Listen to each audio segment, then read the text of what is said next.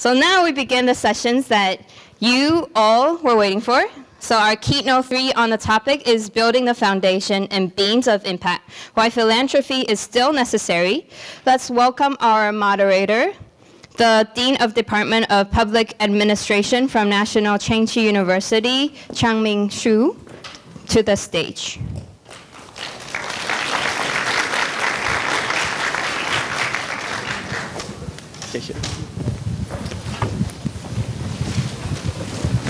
Hello, good morning.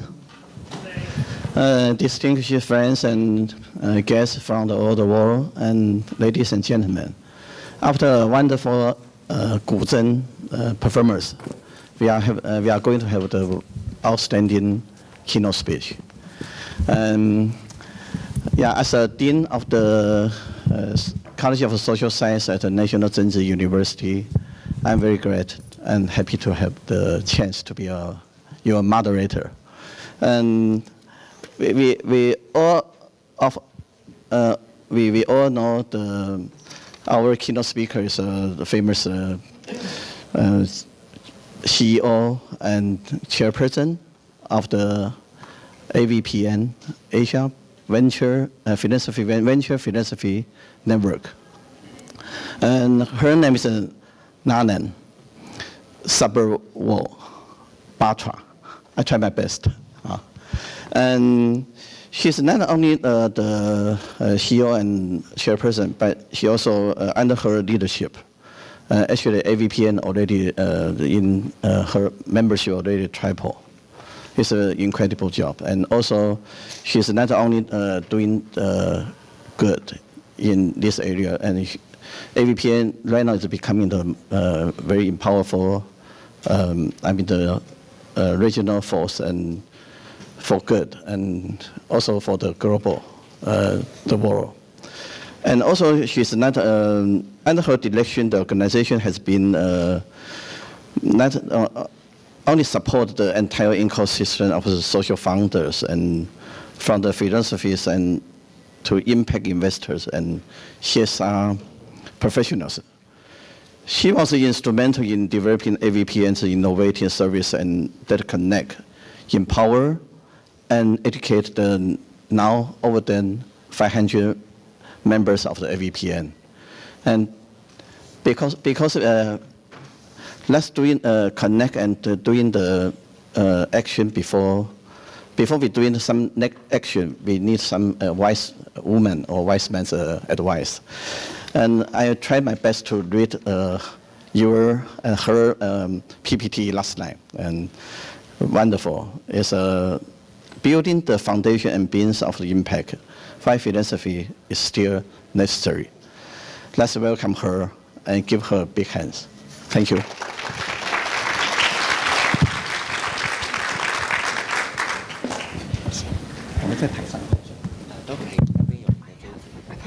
Okay. And this is next page. This is laser. Perfect. Okay, and the timer will remind you of time. Okay, thank you. Thank you. Okay, is this working? Can you hear me? Perfect. Good morning, and fellow participants. It's a huge honor to be here because I think Social Value International has been a key partner of AVPN. I think from the time that I joined the organization in 2013, and Jeremy's been a close friend, and I've seen what the network has done. We share colleagues in the form of Ken Ito, and not only that, we've also partnered on numerous occasions in programs. So I'm very excited to be here because I think with partners like SVI, AVPN can really help build the foundation and beams for impact. Does this work? Where do I point it? Okay. All right. So I wanted to start actually by talking about why are we here? Why is it important for us to really look at building this ecosystem? I think all of us are aware of the fact that there are multiple challenges. There is while Asia is probably one of the wealthiest continents in the world, we also have some of the biggest environmental, social, economic challenges that face us. There's a huge finance gap to address the SDGs here in Asia. We need somewhere between 1.3 to 1.5, depending on which estimate you read, 1.3 to 1.5 trillion dollars a year to actually meet the SDGs by 2030. And that's not going to really happen unless we mobilize the capital that actually exists. To connect this capital, to actually look at how do we get the world's largest pool of billionaires to really deploy capital, we need to enable movements. We need to enable networks. And that's why I think you all are here, and that's why AVPN exists, is that we build a platform, we create an enabling environment that actually helps us cultivate leaders, it helps actually bolster a funding climate, it looks at building capacity, it looks at managing impact, and it helps to address capital in areas or sectors where it's needed the most. So that's why we have AVPN. Okay, no, this doesn't work. Hold on. I'm obviously not doing this right. So what is our agenda? Our agenda as a network is actually to move capital towards impact. Someone told me the other day that, our social capital as AVPN is very high because we're seen as being a network that's very focused on action. And I think that's really important. We all get together in a room, many rooms like this across the world. We get very excited, we get very energized, because all of us, I think, here are committed to doing good. We're here, we've taken time out from our busy lives, we've traveled fair distances because we want to create an impact. But what happens when we leave this room? What happens when we go out and we, get busy with our daily lives? And that's why, for us at AVPN, it's very, very important that we actually create opportunities that last longer than the excitement that happens when we get together for a conference or for a summit, and actually say, what is the action that we're going to do, and how do we actually force you or keep reminding you about this action that needs to be done. For us, capital is not just financial. It's very clearly human and intellectual capital, and that's another reason for us to actually partner with organizations like SVI, because without the human and the intellectual element, we're not going to really see impact being maximized at scale. I am obviously doing this wrong. Okay. So what is exactly the situation in Asia right now? We did a report in 2016 called the Social Investment Landscape, and I remember coming to Taiwan and speaking at a conference at that point where we actually discussed it. And in this report, we had compared 14 economies across Asia, 14 markets across Asia, to see how they sort of stacked up against each other when you compared them with the social issues that actually affected these markets. We renewed this study and revised it earlier this year in time for our annual conference. And it was very interesting because there were a number of changes in terms of how these markets had developed, in terms of social impact, in terms of capital that was deployed towards impact. And I thought I would use my talk today to actually share some of these findings, which I think really help us understand why philanthropy is still a very big part of social capital, of impact capital here in Asia, even though there is a growing trend, even though there is a lot of interest in impact investing, philanthropy still plays a big role. Not only does it play a big role, between 2016 and 2019, we actually found that the amount of philanthropy capital that is deployed across these markets is growing. As the, and it's interesting, so there's a lot more hype, there's a lot more talk, especially amongst the next gen of impact investing. But if you look at the actual capital amounts that have been deployed, philanthropy capital has actually increased and not decreased over this time.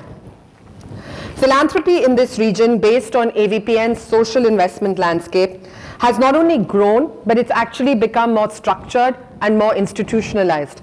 This is something that I think we were all very keen that happens. I think as a culture, philanthropy has always existed in Asia. We've always given, right? We've given to church, we've given, in charity, we support organizations in different forms across all the different countries and markets.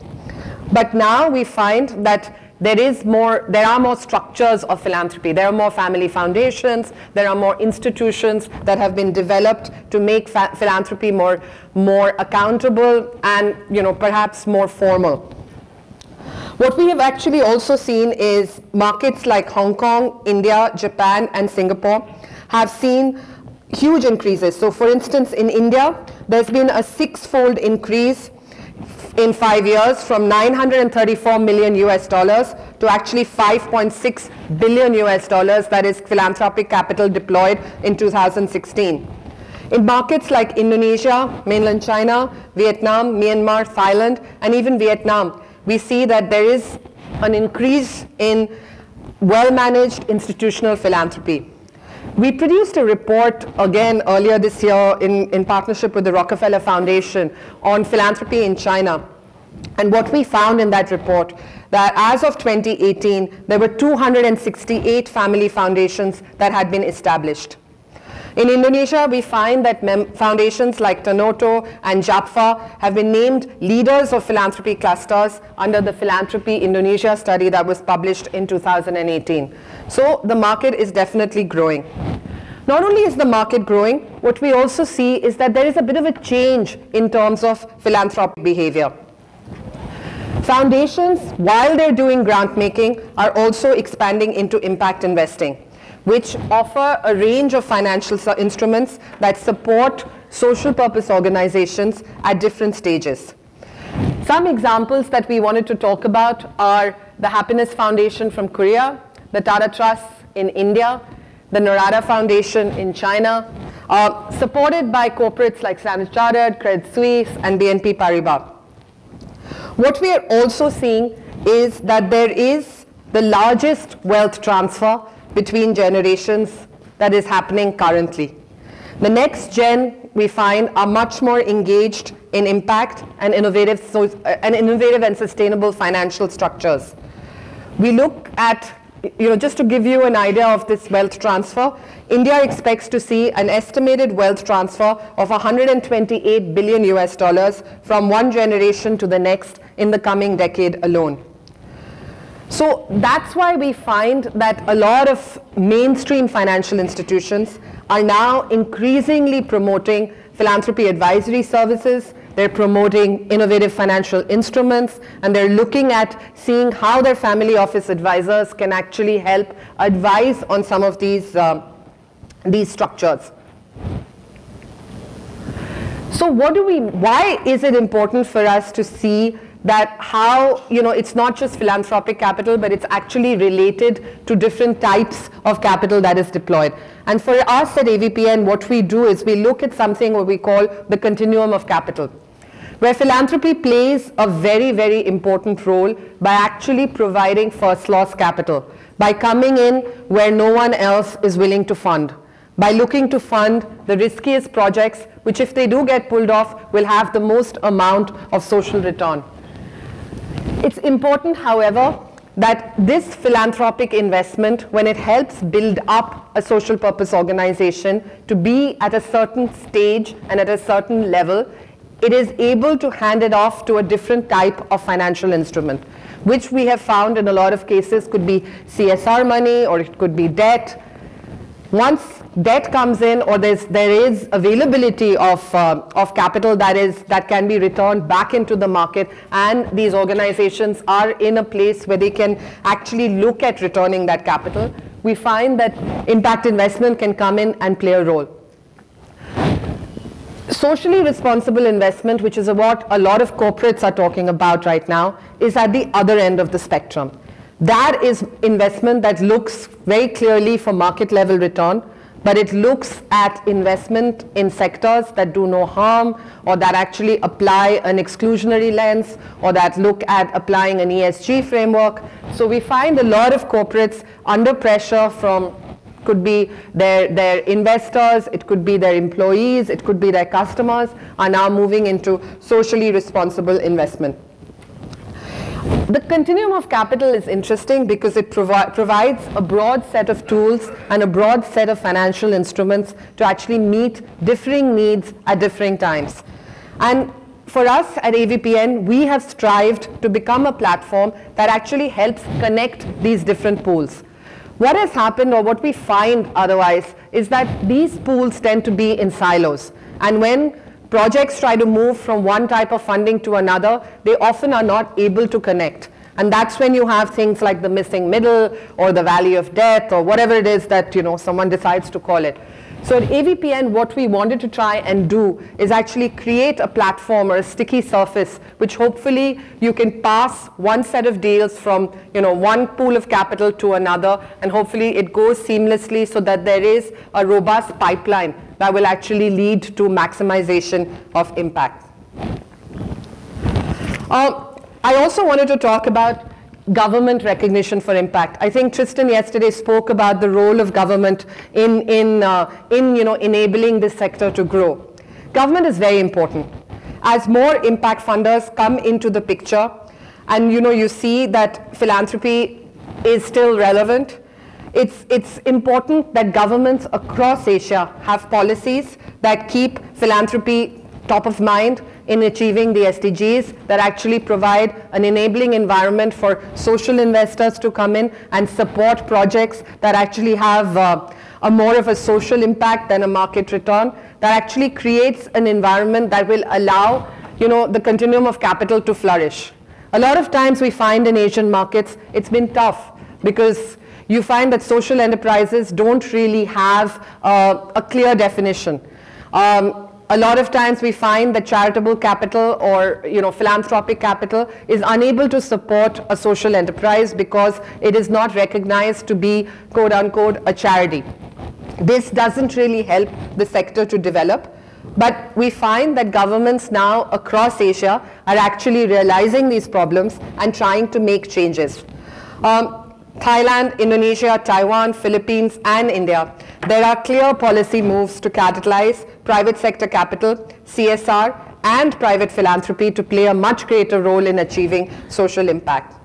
We find that our research has shown that in India, for example, they had a 2% law that they started 3 years ago. When they passed this companies bill 3 years ago, it was not mandatory for companies to spend 2% of their gross, of their net profit in terms of CSR money. But this year, the government has changed that rule and made it mandatory. Earlier, it was mandatory to disclose, not mandatory to spend. It has now become mandatory to give back 2% of your profits to the social sector. One change that has also happened is that they've expanded the potential areas that CSR money can actually be put towards. China, Hong Kong, Japan, and Singapore have also focused their efforts to unlock private capital for social innovation. Taiwan here has inspired many countries, in fact, with their work on social innovation through digital tools and platforms. The Philippines government, for example, introduced the Inclusive Business Accreditation Bill, which actually encourages businesses to develop their inclusive business models and provide a platform through which inclusive business models can exchange, or inclusive businesses can exchange knowledge and grow the industry. So where we find government has taken a stronger role, there has been a far greater development in terms of both the sector, but also in terms of the volume and flow of capital for impact. I wanted to also share with you some of the examples in terms of how philanthropy plays a transformative role in achieving social impact. One of the things is in terms of providing, as I mentioned, seed and early stage funding. Many organizations that are bringing innovative outcomes to difficult challenges lack the scale and to attract investors. Yet startup capital is what is needed to get these off the ground. Whenever you talk to a social entrepreneur or you talk to a social enterprise that is just starting off, they will tell you that the initial seed capital always comes from family or friends or fools who actually believe that they're going to succeed. Philanthropy here can play a big role to actually catalyze the growth of these initiatives to become investment ready. We found that this year alone, Prudence Foundation, for example, led a a resilience campaign to actually get more social enterprises to come into this field. As all of you are aware, here in Asia, we have probably the most number of climate-related disasters. And yet, we don't have social enterprises or non-profits that are often disaster-ready. So the Prudence Foundation in 2019 actually, in partnership with us, ran a disaster prevention technology competition to surface innovations that social entrepreneurs, that the non-profit sector had come up with that leverage technology to increase the resilience against disasters in Asia. It was very interesting. When we were running this competition, they told us that if they got, 25 applications, they'd be very excited. We actually got more than 65 applications. And they had 3 winners that were announced that Prudence Foundation decided to support at the AVPN conference. Johnson & Johnson is another corporate that is mixing philanthropy, CSR, and impact investing. One of the things that they are working on is maternal and child health investment in India by supporting startups, by supporting non-profits to come up with models that can actually then potentially be scaled up. One of the things that they came up with, they also started off with a prize, but they came up with wearable technology. India has a large group of migrant workers where it's very difficult to track healthcare indicators for newborns, because the child is born and then the migrant worker moves through another community. And what they supported was a wearable band that the child would wear, which actually could be where the data, where important neonatal data, important milestones could actually be stored, and every time the child moved from location A to location B to location C, the healthcare worker through a device could actually read that data. So that was very interesting. The Hong Kong SIE Fund, actually, since 2014, has also been actively supporting startup grants to catalyze the growth of innovation and social enterprises in Hong Kong. Besides seed and early stage funding, what we find is philanthropy plays a very important role in capacity building. Organizations, as you all know, in the impact ecosystem need to build manpower, need to build capability and organizational strength in order to become an effective agent of change. Philanthropy can definitely play a role in funding that. Oftentimes we find a lot of philanthropic organizations used to say that all of their funding needs to go towards program. Very often we find that nonprofits are measured on the amount that is actually deployed towards the program, and they are actually penalized on the percentage that they spend on organizational growth. That is hopefully changing. We find organizations like Toolbox that use volunteerism to actually build capacity in the nonprofits. Hewlett Foundation and the Bill and Melinda Gates Foundation actually supported AVPN to bring a group of foundations together to share insights, to actually help support the nonprofits that they fund, to actually bring the voice of the beneficiary to the table. It's been interesting. We've had for capacity building dialogue amongst a group of foundations in the Philippines, again around disaster management, to see how can they come together to support capacity building efforts in a sector as a whole. Risk capital is another thing that we find where philanthropy plays a very important role. We also see a lot of philanthropic organizations here which actually now employ a portfolio approach. So they look across their entire portfolio and use their philanthropic money to provide risk capital and their investment money to provide growth capital. That's something that we've seen RS Group do, something that we've seen RAISE in Singapore do, as well as SIF in India. So SIF in India I thought was interesting because as a grant-making foundation, they decided to become the outcome payer for a development impact bond that aimed to improve educational outcomes for girls. It was interesting because they stepped in to actually pilot a structure, pilot an instrument to do something which is typically done by the government, and looked at how do you actually improve educational outcomes for girls studying in government schools in India. Finally, what we see is where philanthropic capital can play a big role is in terms of research and impact measurement. Here, as we see, I'm sure Tristan talked about this yesterday, we've seen organizations like the British Council, which actually has partnered on numerous occasions with AVPN and local researchers in Indonesia to provide a landscape report to see how we can support creative economy enterprises that are helping to achieve the SDGs in Indonesia, to bring more transparency to these organizations and hopefully then connect them to private sector funders who can actually then take them to the next stage and next level of growth. Clearly is an interesting campaign that one of our members, James Chen, launched, actually to take the idea or to take the fact that vision is one of the most poorly funded projects or one of the most poorly funded causes across the world. And he actually ran a campaign to try and bring more philanthropic money towards vision.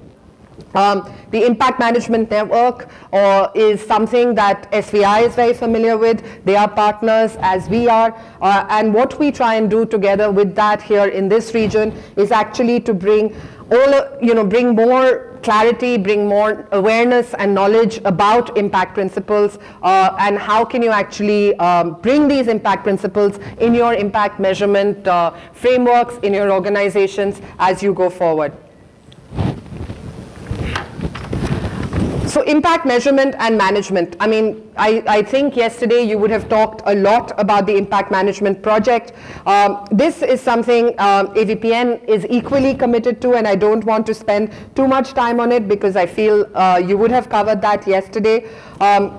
Again, it's important because it brings collaboration together, it brings different organizations together, and hopefully brings principles that are sort of similar and standardized that will actually help our sector as a whole grow and actually increase the quantum of philanthropic capital that can come into the space.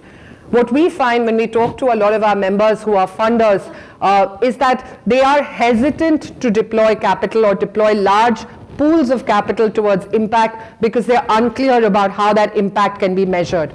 And by partnering together on this, we can hopefully make that a little less opaque, make it much more transparent, and thereby attract more capital to come into the space. So why is it important? Why is philanthropy important in this changing sort of world where we are? I think philanthropy is important because it needs to be leveraged alongside investment. I don't think we can look at an either-or scenario. It's very, very important for us to look at a continuum of capital. When we have identified, for us, it's important to identify how philanthropy and investment can partner with each other. It is important to identify opportunities and platforms to see how they can partner with each other. How can we actually make that seamless connection between philanthropy, venture philanthropy, impact investing, and then socially responsible investing. Okay, so I want to talk to you about a couple of things that, before we go to the conference snapshot, actually a couple of platforms that AVPN has actually developed that will help make this connection between philanthropy and investment. AVPN has offered a couple of platforms that actually help you take this action. The continuum of capital is one, where you can engage across this broad spectrum. The conference is another, because everyone who is in that broad spectrum of capital, whether it's foundations, whether it's impact investors, whether it's venture philanthropists, come together in events like the conference that we run. So for instance, in the 2019 conference, we had all of these amazing statistics. But what I thought was really important is if you look at the diversity of speakers, we had corporates, we had high net worth individuals, we had government, and we had family offices, all that come under one roof. So if you are really to straddle that continuum of capital, it's important to be able to cross-pollinate these different groups and bring them together in one room. Besides the platform, what we also have is actually a deal share platform. Besides actually convenings, besides the continuum of capital, what we also provide is opportunities. So the deal share platform is this, where you have organizations, you have projects that AVPN members have invested in, and these again straddle across the continuum of capital, and they are looking for follow-on funding, they're looking for follow-on investment, they're sometimes looking for capacity building. So not necessarily financial capital, but actually human capital. So again, as I said, it's important to have action that actually supports these platforms. So the deal share platform provides more than, I think it's now 387 live deals or live projects where you can actually look at how do you straddle that continuum of capital, how do you actually move your capital across these different pools. What's also interesting is the toolkit. What often we find is that when we say capital that's been, projects that have been supported by grants, they're now ready to go and move on to investors or move on for investment capital. There's a gap. The social entrepreneur or the nonprofit leader finds that what he or she is looking for is not necessarily what the investor is looking for. So what we then decided to do is we decided to actually create a framework in partnership with Village Capital that actually helps investors and potentially investee organizations to talk in the same language. Especially in the social sector, one of the big problems we find is that there is a misalignment of expectations. When you have social investors who come in and say, this is the kind of return I'm looking for, they're often talking in terms of financial return. They're not necessarily talking in terms of social return. Or they're not necessarily on the same wavelength or the same page as the entrepreneur in terms of how that social return will be measured. So creating that framework is very important. And we did this with, I think we piloted it with 13 organizations and supported by, as I said, Village Capital and Credit Suisse, who actually provided us with a generous grant to actually support this program for a year.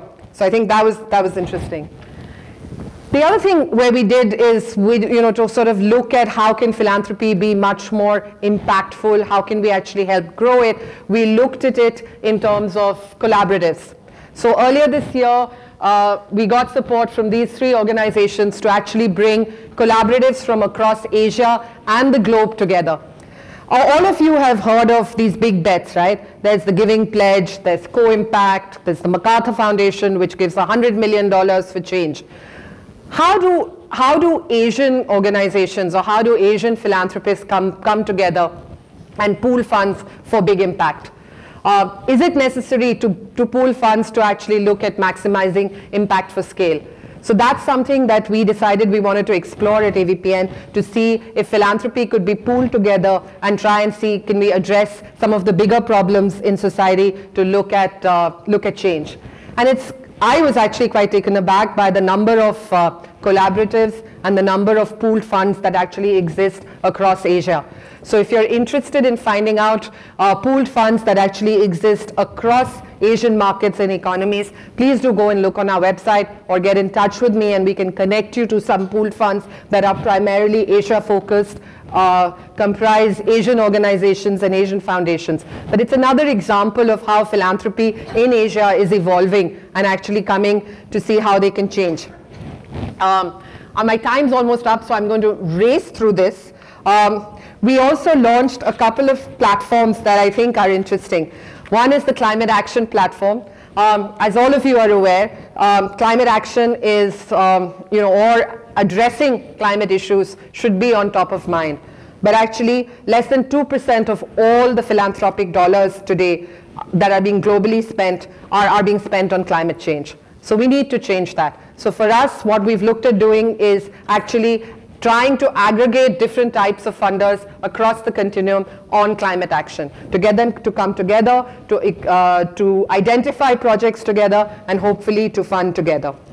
So we would like to see how we can actually leverage our network and yours and collaborate to see whether we can address the climate action issues. So as I close, what I want to say is that, this is urgent. It's important that that we all act today. Philanthropy may have begun in Asia with the tradition of legacy and altruism, but today we know that it plays a critical role in addressing some of our most pressing problems. It's important also to realize that philanthropy can't work alone. It needs to work with other forms of impact capital to actually achieve results. It's an opportunity now for philanthropists, for those of you who actually identify as being philanthropists, as being traditional philanthropists, to see how you can deepen your role in the entire impact ecosystem. It's important we all come together to strengthen this house and look at seeing how can we deepen the impact of philanthropy capital. Thank you.